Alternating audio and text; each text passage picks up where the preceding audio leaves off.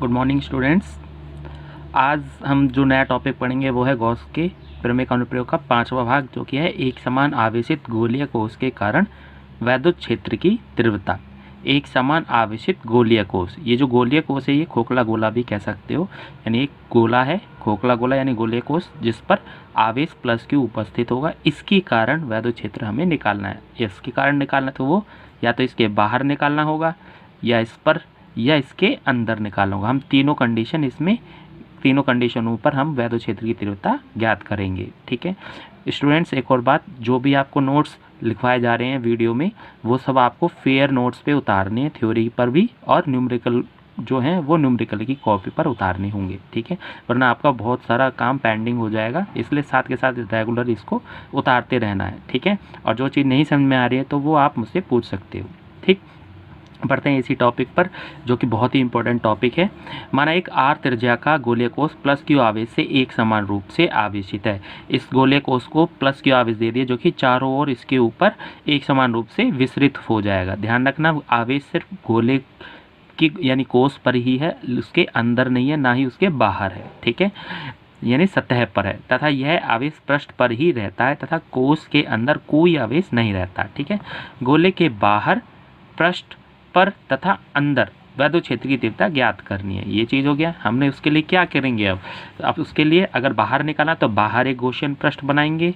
ठीक है, अंदर निकालना तो अंदर गॉसियन पृष्ठ बनाएंगे। ठीक है, अब आते हैं गोले कोश पर पृष्ठ आवेश घनत्व सिग्मा, क्योंकि ये पृष्ठ पर है आवेश तो पृष्ठ आवेश घनत्व रेखा पर होता तो रेखा के लिए निकालते। ठीक है, और यदि आयतन में है तो आयतन के लिए पृष्ठ घनत्व निकालते। ठीक है, तो यहाँ से सिग्मा का मान आ गया Q अपॉन A। ये जो आवेश है Q, यानी डायग्राम में जो आवेश Q है, जिस पृष्ठ पर फैला हुआ है उस पृष्ठ का क्षेत्रफल A। ठीक है, उस पृष्ठ का क्षेत्रफल वैसे क्या होगा, इस पूरे पृष्ठ का क्षेत्रफल 4πr²। ये A इस छोटे से अवयव क्षेत्रफल का क्षेत्रफल नहीं है। ठीक है, ये पूरे इसका क्षेत्रफल है। ठीक है, अगर छोटे से का तो हम dA मान लेते हैं। ठीक है, तो इस पर हम क्या करेंगे, अगर बाहर निकालना है छोटा सा अवयव क्षेत्रफल अवयव dA ले लेंगे। ठीक है, वो आते हैं उसी पर ही। अब इसके लिए अब हमने 3 भाग करे। पहला भाग है बाह्य बिंदु पर, यदि आप गोले के कोश के बाहर आपको निकालना है एक बार, दूसरा करेंगे हम कोश पर और तीसरा करेंगे हम कोश के अंदर। ठीक है, बाह्य बिंदु पर, बाह्य बिंदु का मतलब जो आर आप ले रहे हो वो क्या है, गोले की त्रिज्या से ज़्यादा है। ठीक है, यानी कोई बिंदु बाह्य बिंदु पे जहाँ पे आपको निकालना है, मान लो P बिंदु पे आपको वैद्युत क्षेत्र की तीव्रता निकालनी है, गोले के केंद्र से R दूरी पर स्थित है, जो कि तो ये R हम मान लेंगे और गोले की त्रिज्या हमने कैपिटल R ले ही रखी है। ठीक है, तो माना गोले के बाहर केंद्र O से R दूरी पर स्थित बिंदु P पर वैद्युत क्षेत्र की तीव्रता ज्ञात करनी है। यदि बिंदु P से गुजरने वाला R त्रिज्या का एक गॉसियन पृष्ठ खींचा जाए तो पृष्ठ के अवयव क्षेत्रफल dA से गुजरने वाला वैद्युत फलक, हमने क्या किया, सबसे पहले इसके चारों ओर एक ये वाला गॉसियन पृष्ठ बना लिया। किसके, गोले कोश के चारों ओर ये वाला गॉसियन पृष्ठ बनाया, और इस पर छोटा सा अवयव dA ले लिया जिसकी दूरी क्या है, R है, बिंदु P पर ही। तो इस dA का जो क्षेत्रफल वेक्टर होगा dA इधर, और इसके कारण आवेश के कारण जो वैद्युत क्षेत्र जाएगा वो भी इधर। दोनों के बीच में कितना कोण हो जाएगा, 0, क्योंकि ये दोनों क्या हो गए, समांतर हो गए। तो इतने से के कारण हम वैद्युत फलक निकालेंगे। तो आप इस तरह के फॉर्मूले पहले भी कर चुके हो। d phi E equal to E dot dA, dot इन दोनों के बीच का कोण 0 है तो E dA cos 0, cos 0 1 हो गया E dA। तो ये छोटे से अवयव के कारण आया dA के कारण, जो कि d phi E है। तो पूरे गॉसियन पृष्ठ के कारण कितना होगा, अतः संपूर्ण गॉसियन पृष्ठ से जाने वाला वैद्युत फलक phi E close integration d phi, इसका क्या कर देंगे, क्लोज इंटीग्रेशन, वैल्यू रख देंगे E dA। तो वैल्यू हमने इसमें रख दी E dA। ठीक है, E कांस्टेंट था, यानी पूरे गॉसियन पृष्ठ पर जो भी वैद्युत क्षेत्र है वो कांस्टेंट होगा, समान ही होगा। ठीक है, तो इसलिए E बाहर आ गया। Close integration dA, close integration dA क्या है, गोले का dA है छोटा सा अवयव, तो क्लोज इंटीग्रेशन करोगे तो पूरे गॉसियन पृष्ठ का क्षेत्रफल आ जाएगा। तो पूरे गॉसियन पृष्ठ का क्षेत्रफल कितना है, 4πr², तो हमने क्या रख दिया, 4πr²। ठीक है, परंतु गॉस के प्रमेय से, अब यहाँ से हम गॉस की अनुप्रयोग लेंगे, गॉस का प्रमेय का प्रयोग करेंगे। गॉस के प्रमेय से क्या आता है कि जो भी गोलीय गॉसियन पृष्ठ या बंद गॉसियन पृष्ठ आपने लिया है उसके अंदर कुल आवेश का K एप्सिलॉन 1/K एप्सिलॉन 0 गुना होता है। ठीक है, क्या, वैद्युत फलक। ठीक। तो वैद्युत फलक फाई क्या होगा, Q upon K epsilon not. ये वैल्यू दोनों इक्वल कर देंगे कि आप जानते हो माध्यम का परावैद्युतांक है। इक्वल कर दिया समीकरण 1 व 2 से, तो यहाँ से क्या होगा, ई का मान निकाल लिया, तो वही ये आ गया। ठीक है, जो कि एक बिंदु आवेश के कारण उत्पन्न वैद्युत क्षेत्र की तीव्रता के ही समान है फॉर्मूला। ठीक है, जब आर क्या हो, ये फॉर्मूला कब है, जब आर ग्रेटर देन आर हो। वायु निर्वात के लिए आप जानते हो K=1 हर बार करते हुए आए हैं, तो K=1 रख देंगे अगर वायु निर्वात है माध्यम। ठीक है, तो यहाँ से पता चल रहा है ई प्रोपोर्शन आ रहा है 1/r² के। ठीक है, तो इससे क्या पता चल रहा है, इस प्रकार एक आवेशित गोलीय कोश के कारण कोश के बाहर वैद्युत क्षेत्र की तथा एक बिंदु आवेश के कारण उत्पन्न वैद्युत क्षेत्र की तरह ही होती है। ठीक है, या ऐसे भी कह सकते हैं, अतः एक समान आवेशित गोलीय कोश बाह्य बिंदु के लिए वैसे ही व्यवहार करता है जैसे कि संपूर्ण आवेश कोश के केंद्र पर स्थित हो। ठीक, अब चीज़ ये जो फॉर्मूला आया आपका, ये Q के पदों में है। ठीक है, आप चाहे तो इसे सिग्मा के पदों में भी बना सकते हैं। स्टार्टिंग में मैंने एक सिग्मा का मान लिख रखा था, तो वहाँ से Q का मान यहाँ रख देंगे। तो यहाँ से हम Q का मान निकाल लेंगे सिग्मा इंटू 4πr², वो मान उसमें रख देंगे। तो ये मान Q = सिग्मा 4πr², Q की जगह रख देंगे, इसमें Q की जगह रख दिया और इसको सॉल्व कर लेंगे। तो ये फॉर्मूला आ जाएगा, ये sigma upon K epsilon not r² upon r²। ये कब है, जब स्मॉल r क्या हो, कैपिटल R से बड़ा हो। ठीक है, अब कोश के पृष्ठ पर निकाल रहा हूँ, यानी गोलीय कोश के पृष्ठ पर निकालना है, तो r क्या हो जाएगा, कैपिटल R के ही इक्वल, यानी r = कैपिटल R लेके चलेंगे। यदि बिंदु P कोश के पृष्ठ पर है तो r = R होगा, तब यहाँ स्मॉल r की जगह बस कैपिटल R रख देना है, तो ये कैंसिल हो जाएगा, तो ये वैल्यू आ गई। और पहले वाले सूत्र में भी यही करना है, जो सूत्र आया था हमारा ये Q अपॉन r², यहाँ पे कैपिटल R रख देना है बस। तो क्या बन जाएगा, 1/4πK epsilon not Q upon r² बन गया ये। ठीक, अब कोश के अंदर निकालते हैं। कोश के अंदर का मतलब को स्मॉल r जो है वो अंदर है, यानी कैपिटल R से छोटा है। गोलीय कोश के अंदर बिंदु P' से जाने वाला r त्रिज्या के गॉसियन पृष्ठ के क्षेत्रफल अवयव dA से जाने वाला वैद्युत फलक। तो उसके लिए क्या किया हमने, गोलीय कोश के अंदर हमने एक गॉसियन पृष्ठ बना लिया। ये रहा गोलीय कोश के अंदर एक गॉसियन पृष्ठ बना लिया। इस पर कोई बिंदु P' है, सपोज इस पर निकालना, तो इस पर एक छोटा सा अवयव dA से जाने वाला वैद्युत फलक निकालेंगे। तो सब फिर बाद में संपूर्ण से निकाल लेंगे और फिर गॉस का प्रमेय लगा देंगे। तो अब आते हैं इसी पे ही। तो क्या किया हमने, P' से जाने वाला r त्रिज्या का गॉसियन पृष्ठ के क्षेत्रफल अवयव dA से जाने वाला वैद्युत फलक निकालना, जो कि d फाई पहले की तरह होगा, e dA cos 0। ठीक है, क्योंकि दोनों समांतर हो गए ये E और dA, तो यहाँ e dA। ठीक है, तो संपूर्ण गॉसियन पृष्ठ से क्या होगा, इसका क्लोज इंटीग्रेशन कर दिया। ठीक, तो e dA, तो dA का क्लोज इंटीग्रेशन होगा 4πr², पहले की तरह बिल्कुल इक्वेशन 1 मान लो। अब गॉस के प्रमेय से क्या आएगा, phi = 1/K epsilon naught into Q। Q क्या है, पृष्ठ के अंदर का कुल आवेश, जो भी हमने अंदर का गॉसियन पृष्ठ बनाया उसके अंदर का। परंतु गोलीय कोश पर आवेश सतह पर ही रहता है, आपने पहले ही बता दिया, अंदर तो है ही नहीं, यानी गॉसियन पृष्ठ जो अंदर बनाया उसके अंदर कोई आवेश नहीं है। अतः आंतरिक गॉसियन पृष्ठ में आवेश Q' मान लिया, वो क्या है 0। तो यहाँ हम 0 रख देंगे, इसकी जगह 0 रख दिया। 0 रखते फाई की वैल्यू क्या आ गई 0, दोनों को इक्वल कर दो। तो यहाँ से E 4πr² = 0, तो E की वैल्यू क्या आ गई 0। इसका मतलब जो कोश के अंदर ठीक, जो कोश के अंदर है वह तो क्षेत्र की तीव्रता क्या होगी, 0 होगी। तो ये कब है, जब r क्या हो, r हो। इसका मतलब अंदर की बात करेंगे गोलीय कोश के। ठीक है, तो इसी चीज़ को हमने फिर से बोल दिया। इस प्रकार आवेशित गोलीय कोश के अंदर वैद्युत क्षेत्र की तीव्रता सर्वत्र 0 होती है। ठीक, अगर हम इसका ग्राफ भी बनाएं, गोलीय कोश के कारण किस प्रकार का वैद्युत क्षेत्र आता है केंद्र से दूरी के कंपैरिजन में, तो हमने इधर ले लिया केंद्र से दूरी r और इधर ले लिया वैद्युत क्षेत्र E, और बीच में कहीं कैपिटल R भी आ जाएगा। तो जैसे जैसे केंद्र में बात करें, केंद्र में वैद्युत क्षेत्र 0, क्योंकि गोले के अंदर तो 0 होता है। जैसे जैसे केंद्र से दूर जाएंगे त्रिज्या बढ़ती जाएगी, और त्रिज्या की वैल्यू जैसे कैपिटल R होगी, तो कैपिटल R से नीचे यानी कम होने पर त्रिज्या क्या होगी, वहाँ वैद्युत क्षेत्र 0 ही होगा, क्योंकि गोले के अंदर 0 होता है। और कैपिटल R होते त्रिज्या एक वैद्युत क्षेत्र की तीव्रता बढ़ जाएगी। ठीक है, 1/4πK epsilon not Q upon capital R²। ठीक है, वो फॉर्मूला आ गया। और उसके बाद गोले के जैसे ही पृष्ठ से बाहर जाओगे तो R का मान बढ़ जाएगा, स्मॉल r का मान कैपिटल R से बड़ा हो जाएगा। तो वहाँ क्या होता है, E प्रोपोर्शन होता है 1/r² के। ठीक है, तो ये ऐसे हो गया। उसके बाद नेक्स्ट अनुप्रयोग पे आते हैं। नेक्स्ट अनुप्रयोग है एक समान आवेशित अचालक ठोस गोले के कारण वैद्युत क्षेत्र की तीव्रता। ठीक है, इससे पहले जो टॉपिक था वो क्या था, गोलीय कोश था। ठीक है, जो कि खोखला था, लेकिन यहाँ क्या है, अब अचालक ठोस गोला है।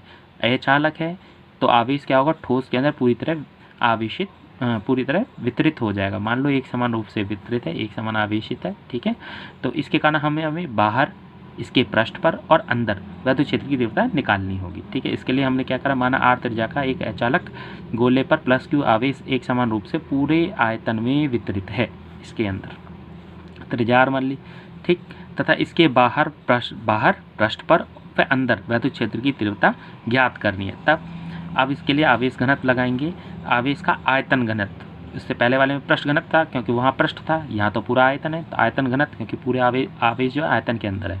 तो रो इज इक्वल टू क्या होगा, क्यू अपॉन जितने आयतन में वो फैला हुआ है। पूरा आयतन कितना, 4/3 pi R cube, capital R cube. ठीक है, ये अब बाहर वैद्युत क्षेत्र निकालना है तो इसके लिए बाहर गॉसियन पृष्ठ बनाएंगे, अगर अंदर निकालना है तो अंदर गॉसियन पृष्ठ बनाएंगे। ठीक है, आते हैं वाय बिंदु पर, यानी स्मॉल आर की वैल्यू क्या है, कैपिटल आर से बड़ी है। ठीक, मिस हो गया था। हाँ, स्मॉल आर की वैल्यू क्या है, कैपिटल आर से बड़ी है। माना गोले के बाहर केंद्र ओ से आर दूरी पर स्थित बिंदु पी पर वैद्युत क्षेत्र की तीव्रता ज्ञात करनी है। यदि बिंदु पी, अब पी से हम गॉसियन पृष्ठ बनाएंगे, जैसे ये है, यहाँ हमने क्या किया, गॉसियन पृष्ठ एक बनाया और उसमें छोटा सा क्षेत्रफल अवयव ले लिया जिसका क्षेत्रफल डी है, तो डी ए वेक्टर इधर और इसी के कारण वैद्युत क्षेत्र ई की दिशा भी इधर, दोनों के बीच में क्या आएगा, कोण 0, क्योंकि दोनों समांतर हो जाएंगे। ठीक है, गॉसियन पृष्ठ, यदि बिंदु पी से गुजरने वाला आर त्रिज्या का गॉसियन पृष्ठ खींचा जाए तो पृष्ठ के अवयव क्षेत्रफल डी ए से गुजरने वाला वैद्युत फ्लक्स क्या होगा, d phi E dot d A, दोनों के बीच में कोण 0 है, तो ये ई डी है, बिल्कुल पहले की ही तरह है, बिल्कुल ये भी। अतः संपूर्ण गॉसियन पृष्ठ से जाने वाला वैद्युत फ्लक्स क्या होगा, phi E equal to close integration d phi, value रख देंगे ई डी ए, तो ये ई तो बाहर आ जाएगा, क्लोज इंटीग्रेशन डी ए, यानी छोटे से जो अंदर गॉसियन पृष्ठ बनाया उसका क्षेत्रफल, यानी 4 पाई आर स्क्वायर। यहाँ स्मॉल आर, ध्यान रखना कैपिटल आर नहीं स्मॉल आर, क्योंकि वो स्मॉल आर का जो गॉसियन पृष्ठ बनाया उसका क्षेत्रफल है। ठीक, परंतु गॉस के प्रमेय से हम जानते हैं phi is equal to Q upon K epsilon naught, जहाँ क्यू क्या होगा,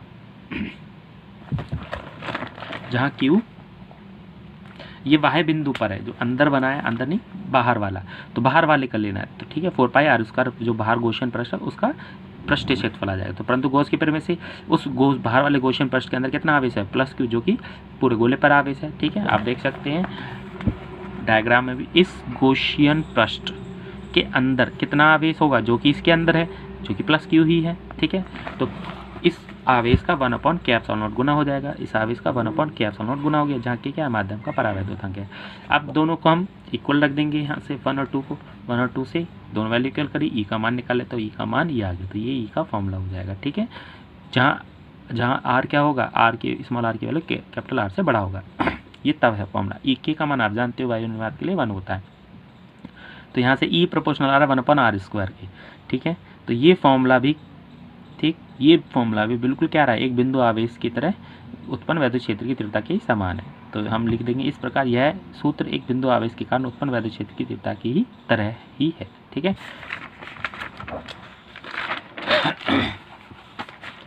तो अब यहाँ से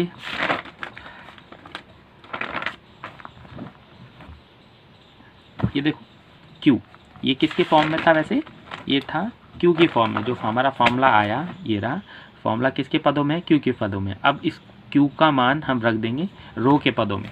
हमने जो फॉर्मूला पढ़ा था ये वाला, ये Q का मान यहाँ से निकाल लो, यहाँ से क्या आ जाएगा, rho into 4 pi by 3 R square. ठीक है, आर क्यूब। ठीक है, तो ये Q का मान निकाल के हम उसमें रख देंगे, तो E का जो फॉर्मूला आएगा वो Q से रो के पदों में भी आ जाएगा। ठीक है, तो Q equal to rho 4/3 pi R cube, तो E इजिकल टू ये Q की वैल्यू रख दी, ये पूरी वैल्यू यहाँ Q की रख दी, R/r स्क्वायर। तो ये जो 4 पाई कैंसिल हो गए, तो यहाँ से E की वैल्यू आ गई rho upon K pi K epsilon naught R cube upon 3r square, जबकि क्या हो R ग्रेटर देन होता है R से। ठीक है, तो एक ये फॉर्मूला आ गया रो के पदों में।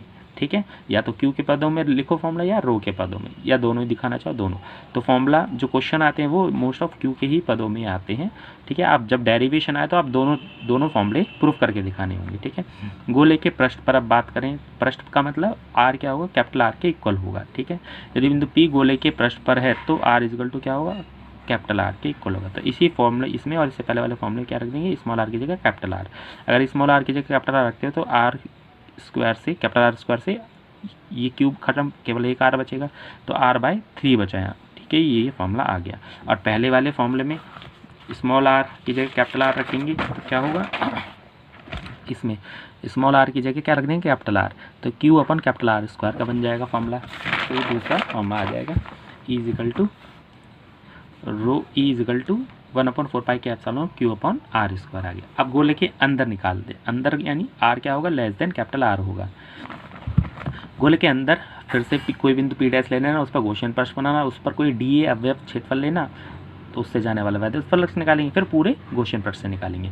गोले के अंदर बिंदु पी डैश से जाने वाला आर त्रिज्या का गॉसियन पृष्ठ के क्षेत्रफल अवयव डी ए से जाने वाले वैद्युत फलक क्या होगा, d∅e ई डॉट डी ए। इनके बीच में कौन जीरो होगा, पैरेलल है, समांतर, इसलिए ई डी ए आ गया ये। ठीक है, अतः संपूर्ण गॉसियन पृष्ठ से जाने वाला वैद्युत फलक, तो हमने क्या किया, ये जो गॉसियन पृष्ठ था, ये इस जो गोला है इसके अंदर हमने गॉसियन पृष्ठ बनाया ये। ठीक है, तो इस पर कोई छोटा सा अवयव डी ए ले लेंगे, उसके लिए निकाल लें। ठीक, तो इस पूरे संपूर्ण गॉसियन पृष्ठ के लिए आप निकाल लेंगे, इस पूरे संपूर्ण गॉसियन पृष्ठ के लिए, जो कि कितना आएगा, संपूर्ण गॉसियन पृष्ठ के लिए phi is equal to close integration d phi, value रख देंगे इसकी, बिल्कुल सेम पहले की ही तरह है। तो ये क्या आ जाएगा, अंदर वाले गॉसियन पृष्ठ का पृष्ठीय क्षेत्रफल 4πr², इस इक्वेशन 1। अब यहाँ हम गॉस का प्रमेय लगाएंगे। ठीक है, अब यहाँ एक चीज़ बात ध्यान रखने वाली है गॉस का प्रमेय लगाने पर, परंतु गॉस के प्रमेय से phi is equal to 1/k epsilon nought गुना होगा किसका, उस पृष्ठ के अंदर का जो कुलावेश होगा, पृष्ठ के अंदर का कुलावेश। लेकिन उस गॉसियन पृष्ठ के अंदर का कुलावेश कितना है, मान लो q डैश, मानो गॉसियन पृष्ठ के अंदर q डैश आवेश है। आप देख सकते हो q आवेश जो फैला हुआ है वो पूरे गोले पर है, जो q आवेश फैला हुआ है, q आवेश पूरे गोले के अंदर एक समान रूप से विस्तृत है। तो इसके अंदर कितना होगा, इसके अंदर q से तो कम ही होगा, तो मान लो q डैश है। तो ये कैसे निकालना है, उसके लिए हमें जो आयतन घनत्व है इसकी सहायता से हम निकालेंगे q डैश का मान। ठीक है, तो पहले q डैश के ही पदों में फॉर्मूला हम निकाल लेते हैं। तो q डैश के पदों में फॉर्मूला देखो, ठीक, तो समीकरण 1 व 2 से दोनों को कंपैरिजन करके यहाँ से e का मान निकालेंगे, 1/4, तो e equal 4πr², 1/k epsilon not q dash के पदों में e का मान ये आ गया, 1/4 के epsilon q dash upon r²। ठीक, अब q डैश का मान निकालने के लिए हमने आवेश घनत्व ले लिया, आयतन आवेश घनत्व, आयतन का आवेश घनत्व या आवेश का आयतन घनत्व, rho is equal to q upon 4/3πr³। ये आप जानते थे, q आवेश कितने आयतन में फैला है, पूरे आयतन में, 4/3 pi capital R Q. q dash आवेश कितने आयतन में फैला हुआ है, वो 4/3 पाई स्मॉल आर क्यू, अंदर का जो गॉसियन पृष्ठ का आयतन है उसका। ठीक है, अंदर के जो गॉसियन बंद पृष्ठ है उसके अंदर का आयतन। तो यहाँ से अब हमें q डैश का मान निकालना है। q डैश का मान निकालने के लिए क्या करेंगे, इस पूरी वैल्यू को रो के इक्वल रख दो, तो q डैश का मान रो के पदों में आएगा, या फिर इस पूरी वैल्यू को इसके इक्वल रखो तो q डैश का मान q के पदों में आएगा। तो दोनों मान निकाल लें, पहले मैंने इन दोनों को बराबर रख दिया, तो वहाँ से q डैश क्या आ जाएगा, ये पूरी वैल्यू कैंसिल हो जाएगी, तो r³ ऊपर हो जाएगा, तो q dash q r³ upon capital r³, तो ये वैल्यू आ गई। ठीक है, या फिर इन दोनों को बराबर लेंगे, इन दोनों को, तो q dash is equal to rho into ये पूरी वैल्यू, q dash equal rho into ये पूरी वैल्यू आ गई। ठीक है, 4/3 पाई r³। ठीक, ये दोनों मान इस फॉर्मूले में रख देंगे q डैश की जगह 3 में। तो q डैश का मान समीकरण 3 में रखने पर दोनों अलग अलग रखे, एक बार मैंने ये रखा, एक बार मैंने ये वाला मान यहाँ रख दिया। ठीक है, तो यहाँ से ही r² से ये खत्म हो जाएगी, एक दोनों पावर, 2 पावर से 3 पावर खत्म, केवल r बचेगा। ऐसे ही यहाँ r² से ये 3 कैंसिल कर दिया हमने, r बच गया है। ठीक है, तो ये 4π से 4π कैंसिल, तो एक फॉर्मूला तो ये बन के आया, एक फॉर्मूला ये बन के आया। ये कब है, जब r क्या हो, लेस देन r हो।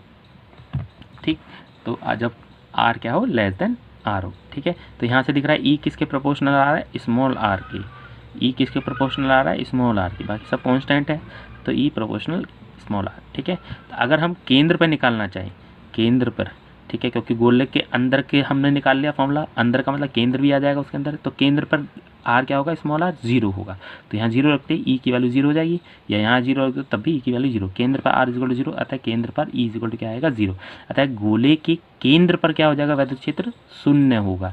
लेकिन केंद्र से जैसे जैसे बढ़ते जाएंगे तो ई का मान बढ़ने लगेगा, आर का मान बढ़ने लगा तो ई का मान भी बढ़ने लगेगा और गोले की पृष्ठ पर सबसे ज़्यादा होगा। ठीक, और जैसे ही गोले के बाहर जाएंगे तो 1/r² के प्रोपोर्शनल में क्या होगा, घटने लगेगा। ठीक, अतः एक समान आवेशित अचालक गोले के अंदर वैद्युत क्षेत्र की तीव्रता उस बिंदु की गोले के केंद्र से दूरी r के अनुक्रमानुपाती होता है। ठीक है, E प्रोपोर्शनल r आया था। अब इसके लिए अगर हम ग्राफ देखें E और r के बीच में जैसे जैसे दूरी बढ़ती जाएगी तो वैद्युत क्षेत्र पे क्या इफेक्ट पड़ेगा, वो तो गोले के केंद्र पर हमने देखा तो 0 ही होता है E का मान। जैसे जैसे हम त्रिज्या बढ़ाते जाते हैं तो E प्रोपोर्शनल R के प्रोपोर्शनल यानी स्ट्रेट लाइन आ जाएगी, सीधी रेखा आ जाएगी और कैपिटल R पर इसका मान क्या होगा, E का महत्तम होगा। ठीक, उसके बाद ये मान 1/r² से प्रोपोर्शनल से घटने लगेगा। ठीक है, जो कि पैराबोला के रूप में आएगा। ठीक है, परवलय के रूप में, तो ये वैल्यू। अब आते हैं, अगर ये जो गोला था अभी जो कि एक समान रूप से आवेशित अचालक गोला था, ठीक है, तो अचालक जिसके चारों ओर अंदर एक समान रूप से आवेश वितरित था, उसकी जगह अब क्या हो, धातु का चालक गोला हो। यदि ठोस गोला धातु यानी चालक है तो जितना भी आवेश है वो अंदर आयतन में न विस्तृत होकर वो फिर भी सतह पर आ जाता। तो अंदर गोले के कोई आवेश नहीं रहता, तो अंदर आवेश क्या होता, गोले के शून्य रहता।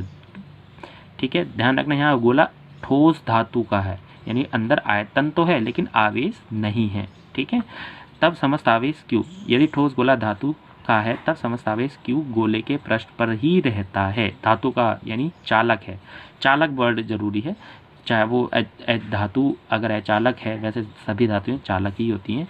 आवेश Q गोले के पृष्ठ पर ही रहता है जिसके कारण गोले के अंदर विद्युत क्षेत्र सर्वत्र शून्य रहता है। ठीक है, ये चीज़ ध्यान रखने वाली बात है।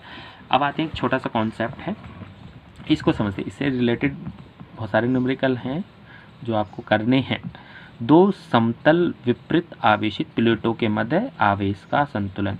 मान लो दो समतल प्लेट ये रही, ठीक है, इस पर प्लस आवेश दे रखा है, उतना ही इस पर माइनस आवेश दे रखा है, तो इनके बीच में जो वैद्युत क्षेत्र होगा प्लस से माइनस की ओर। ठीक है, एक और एग्जांपल यहाँ दे रखा है, plus plus plus minus minus, इनके बीच में क्षेत्र होगा प्लस से माइनस की ओर। एक बार मैंने इसमें प्लस का आवेश ले लिया, एक बार माइनस का आवेश ले लिया। ठीक है, दिख रहा है आपको माइनस और यहाँ प्लस। अगर प्लस का आवेश है तो इस पर एक बल लगेगा, वैद्युत बल F = QE। जानते हो आप, यदि कोई आवेश वैद्युत क्षेत्र E में है तो उस पर कितना बल लगता है, उस आवेश का मान और उस जो बाह्य वैद्युत क्षेत्र वो, उन दोनों का गुणनफल F = QE। तो इस पर एक वैद्युत बल लगा F = QE और इसका द्रव्यमान m है तो इसका भार क्या होगा, mg नीचे की ओर। तो दोनों बल क्या हो गए, एक ही दिशा में, तो ये आवेश नीचे जाना ही जाना है, ये संतुलित नहीं रहेगा, यानी असंतुलित है ये आवेश, यानी इधर आ जाएगा। ठीक है, संतुलन की बात करें तो संतुलित कब होगा, जब ये आवेश क्या हो, ऋणात्मक होगा। अगर ये ऋणात्मक आवेश है तो इसका भार क्या होगा, mg नीचे की ओर। धनात्मक था तो इस पर बल नीचे की ओर, लेकिन अगर ऋणात्मक है तो वैद्युत क्षेत्र की विपरीत दिशा में उसमें बल लगता है, QE। ठीक है, अगर ये संतुलन की अवस्था में है, क्योंकि इस पर एक दो बल लग रहे हैं, एक ऊपर एक नीचे, तो संतुलन की अवस्था में आ सकता है। अगर संतुलन की अवस्था में तो इसका मतलब QE बल mg बल के बराबर होगा, दोनों बल क्या होंगे, बराबर होंगे। एक तो F = QE, एक इसका भार W = mg होगा, तो QE = क्या हो जाएगा, mg। संतुलन अवस्था में क्या होगा, QE = mg। तो इसका ये फॉर्मूला होगा। तो हमें जब भी किसी आवेश को संतुलित करना होगा तो हम वहाँ क्या फॉर्मूला लगाएंगे, QE = mg। ध्यान रखना यह माइनस आवेश है, अगर ये माइनस आवेश है तो वैद्युत क्षेत्र कहाँ की दिशा कहाँ होनी चाहिए, नीचे की ओर। ठीक है, अगर धनात्मक आवेश होता तो क्या होगा, बैलेंस के लिए, संतुलन के लिए वैद्युत क्षेत्र की दिशा ऊपर होगी। तो वो एग्जांपल अब है।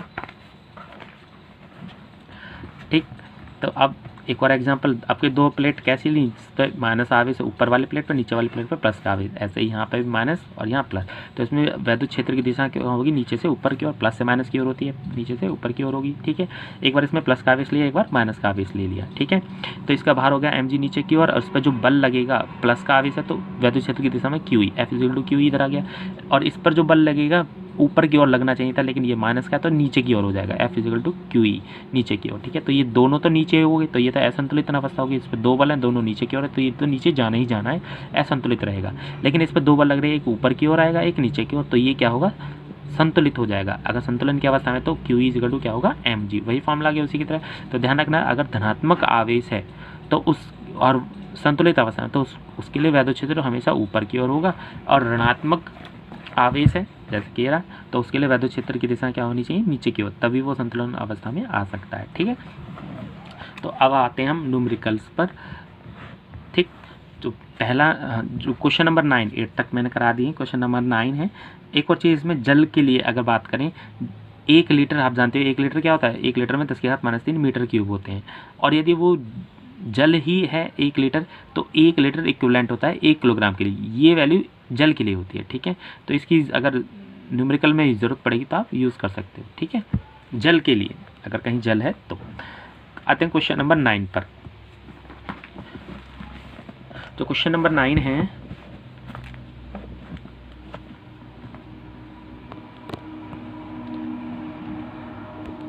आप देख पा रहे होगे। अब जो क्वेश्चन नंबर 9 है, 0.02 मिलीग्राम द्रव्यमान वाले तथा 6 इलेक्ट्रॉनों के आवेश से युक्त एक तेल की बूंद एक समान वैद्युत क्षेत्र में स्थिर लटकी है। वैद्युत क्षेत्र की विशेषता ज्ञात कीजिए। आपको दिख गया संकेत में Q = mg लगाना है। तो आपको द्रव्यमान दे रखा है, ठीक, और आवेश दे रखा है। द्रव्यमान ये हो गया जिसको किलोग्राम में बदल देना, और 6 इलेक्ट्रॉन के आवेश, 1 इलेक्ट्रॉन का आवेश -e, तो 6 का क्या होगा, 6 से गुणा कर देना, यानी Q भी पता है आपको, M भी पता है। ठीक है, G आपको पता ही होता है, E का मान आपको निकालना है, वैद्युत क्षेत्र में लटके वैद्युत क्षेत्र की तीव्रता। तो बस ये फॉर्मूला लगा के आप इसको सॉल्व कर सकते हो। ठीक है, तो इसमें जो जो वैल्यू दे रखी है हम उसको लिख लेते हैं। M की वैल्यू 0.02 मिलीग्राम, मिली में 10⁻³ और पॉइंट को शिफ्ट किया तो -6 हो गया। ग्राम में, किलोग्राम में बदलने के लिए 1000 से भाग कर दिया तो 10⁻9 किलोग्राम हो गया। ठीक है, Q = 6 इलेक्ट्रॉन के बराबर आवेश, तो Q के लिए ये मान आ गया। ठीक, तो ये माइनस में होगा। ठीक है, जब फॉर्मूला लगेंगे तो वहाँ माइनस रखने की जरूरत नहीं है। तो Q = mg आ जाएगा संतुलन अवस्था में। तो E का मान निकाले, mg/Q, सारे मान रख दिए गए। इसको सॉल्व किया तो ये वैल्यू 2.04 × 10 की पावर, सारी वैल्यू रख दी, 2.04 × 10 की पावर 10 न्यूटन पर कूलम। और इसकी दिशा क्या होगी, क्योंकि ये आवेश कैसा था, ऋणात्मक, तो ऊर्ध्वाधर नीचे की ओर होगी, इसकी दिशा ऊर्ध्वाधर नीचे की ओर। ठीक है, इससे ही रिलेटेड बहुत सारे क्वेश्चन हैं, तो वो सब आपको खुद करने हैं। ठीक है, अब आते हैं क्वेश्चन नंबर 15 पर। Question number 15,